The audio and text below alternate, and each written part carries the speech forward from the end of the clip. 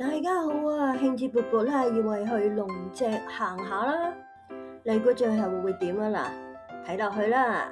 我哋喺筲箕灣巴士總站咧就搭9號巴士就去石澳方向嘅土地灣嗰度落車。行前少少就係起步點啦。大家咧可以先去洗手間準備一下，然後先至起步。我哋咧就諗住響呢度出發啦，就經龍脊就由歌連臣山嗰度完成整個路段。地圖紅色線咧就係我哋想行嘅路段啦。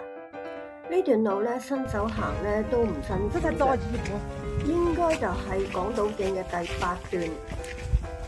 我哋真係揀錯日子啊！呢日咧係好多人行山，好嘈，好多人喺度喧嘩亂叫。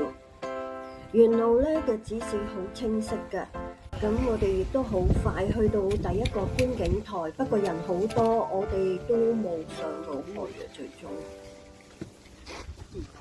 行前少少咧就已經係上龍脊嘅入口啦，亦都聽到咧上面嘅傳嚟好多人聲，所以我哋猶豫咗一陣就決定改道啦。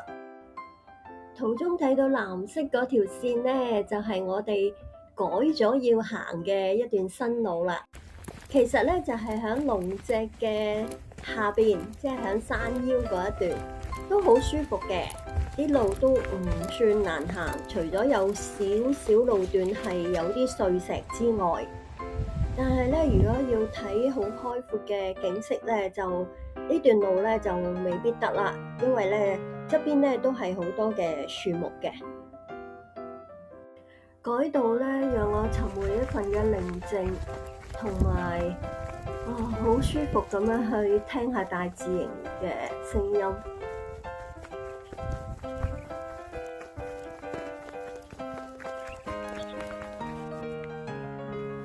間中咧都會有少少碎石啊、亂石嘅，所以都要小心。